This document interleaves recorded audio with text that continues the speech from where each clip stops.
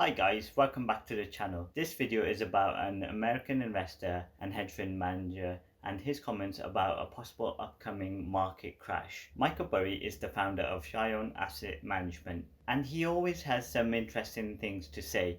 And this year again, he's been saying some interesting things. He's someone who has some contrarian views about markets and companies like Tesla, and he's not afraid to speak his mind. You may know Michael Burry from the movie The Big Short, the movie starring Christian Bale, Brad Pitt, and Ryan Gosling. It's an autobiographical Hollywood movie showing how he accurately predicted the 2007 and 8 US housing market collapse, which resulted in the world financial collapse of the time. That was the biggest collapse since the 1920s Wall Street crash. And to this day, there are still millions of people around the world who are still feeling the after effects of that crash, many who had lost everything. At the time, Michael Burry personally made $100 million off his bet, as well as $700 million for his shareholders off the back of his accurate analysis and prediction of that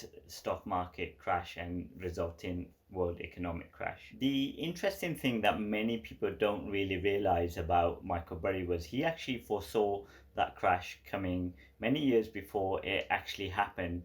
So he was actually betting against the housing market since 2005. And keeping that in mind, what I'm about to tell you in this video is something you should be aware of if you want to protect your financial assets and your positions. Michael Burry is an interesting character. The reason he knew about the crash before all the regulators, all the institutions who were actually paid to check up on what's going on in the economy of the US and the world economy, is that he burns a midnight candle. He is really someone who does his research. He leaves no stone unturned. He's the type of person who, when he gets after something, he really, kind of gives his all. And in that way, he can, come up with some brilliant analysis. Some of the things that the regulators should be doing, he does it better than, thousands of regulators. Also, the important thing with Michael Burry is he doesn't surround himself by billionaires and celebrity millionaires.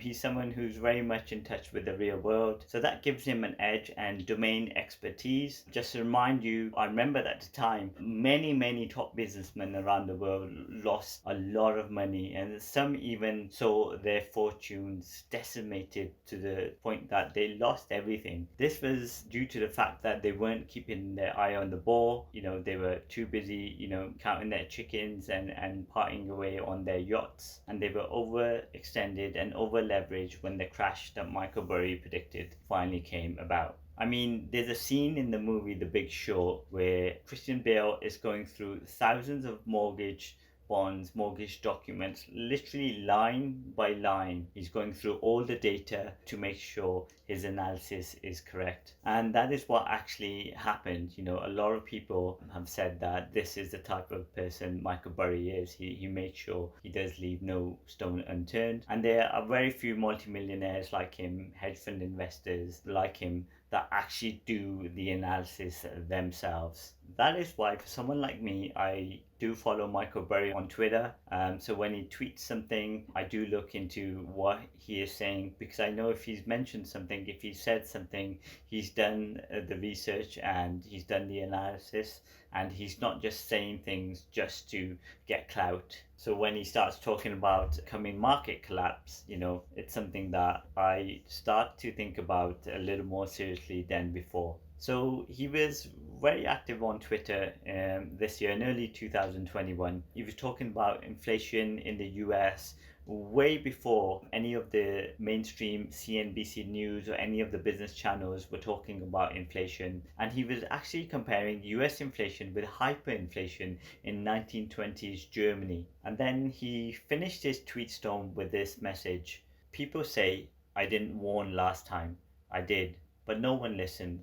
So I warned this time, and still no one listens. But I will have proof I warned." He then took down all his tweets and left just one tweet, which was a review of his local restaurant, which was nice of him. He went silent. I did check back a couple of times, and then I thought maybe he got a bit sick of Twitter, because in 2021 Twitter did become very toxic. I also have a hunch that maybe he had some open positions in the market at the time, and his team advised him not to post too much, just in case it is seen as market manipulation. For the record, it wasn't, and that's not something that Michael Burry kind of does. There's a lot of other people that we see on the business channels regularly who do a lot of that, but it's not his game at all. Later on in the year, in June actually, in the summer, he came out tweeting, and when he does tweet, this is what he tweeted. People always ask me what is going on in the markets. It is simple. Greatest speculative bubble of all time in all things by 2 orders of magnitude. So when I read this, it sent a bit of a shudder down my spine, and to be honest, it did make me think, because I have also been thinking where these markets are going and where things are going in general. I was trying to weigh up whether to put more money in my businesses or add to my stock portfolio, which way to go and how to hedge. So I do understand where he is coming from. In a way, as an investor, the fundamentals have not been all on point. It's been a rather chaotic time in the markets, and definitely one of the most challenging times to research and do your analysis and make a thesis about where you would like to put your money. It has all been a bit upside down, with valuations of companies going through the roof, even though there's no real underlying sales data to back up those valuations. Share prices of a lot of companies boomed this year, and I couldn't see the underlying data, and I'm sure a lot of other people who really know how to look into companies, they also couldn't see why these share prices were going up to that extent, and why the market cap was just ballooning. Actually, on the trading floors, there was a running joke: to boost your share price, all you had to do this year was mention either crypto in an interview, or mention it in some of your official filings, and voila, you would just get a boost to your share price. This was all against the background of the ongoing pandemic, and we've just come out of a lot of lockdowns around the world this year, and there still is a lot of uncertainty. Usually markets hate that, but the markets have just been going up and up, and we're still not in the clear. There still is a lot of uncertainty, but the markets, they've been going up like we've achieved some sort of economic nirvana on earth. Now, I know this is what happens when there's 0% interest rates and government is giving money out for free to people. I've seen it all before in 2007 and 8, but what really is puzzling, and what really does make one worry, is on top of that kind of environment that we had in 2007-8, we've also got a pandemic which is decimating economies around the world, and really has changed things up. So what is really worrying is I see all the signs which we saw leading up to the 2007 and 8 housing market collapse and the subsequent financial meltdown around the world. I see it today.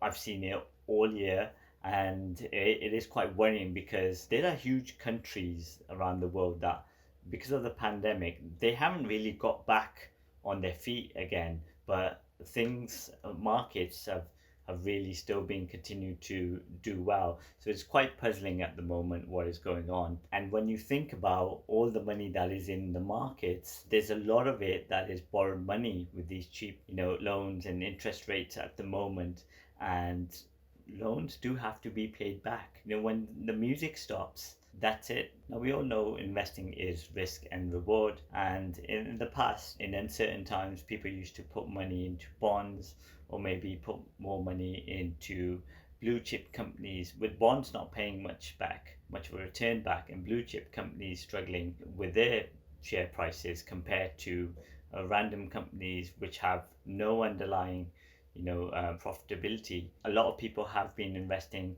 in companies that possibly they wouldn't have invested in if they weren't literally getting free money. So that makes it quite challenging, because those companies have been going up through the roof, and then people have then looked at other companies which they were even less likely to invest in, and even other asset classes. So money starts flowing into riskier asset classes, and FOMO kicks in, and we've seen a lot of that. The fear of missing out has been one of the big drivers in the market, especially with younger investors. It really has been hard to find a company that isn't overvalued at the moment. We have even seen people invest large amounts of money in SPACs before they have even brought a business, which means you don't really know what you're buying into. SPACs are special purpose acquisition companies. I'm going to make a video about them probably in a couple of weeks. It's an interesting new area of investing. Light touch regulation is one of the keywords for SPACs. SPACs are essentially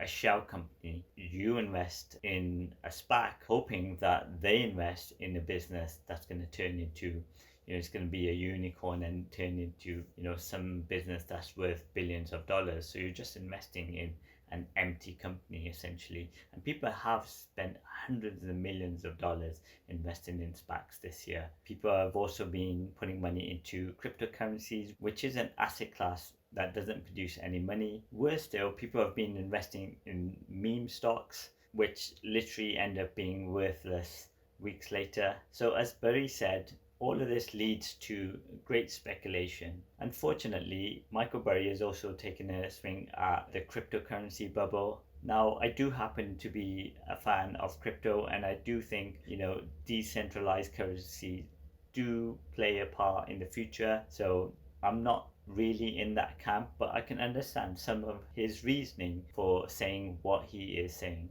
He said, all hype slash speculation is doing is drawing in retail investors before the mother of all crashes. Former parabolas don't resolve sideways. When crypto falls from trillions and meme stocks fall from tens of billions, Main Street losses will approach the size of countries. History ain't changed. Michael Burry also said, the problem with crypto, as in most things, is the leverage.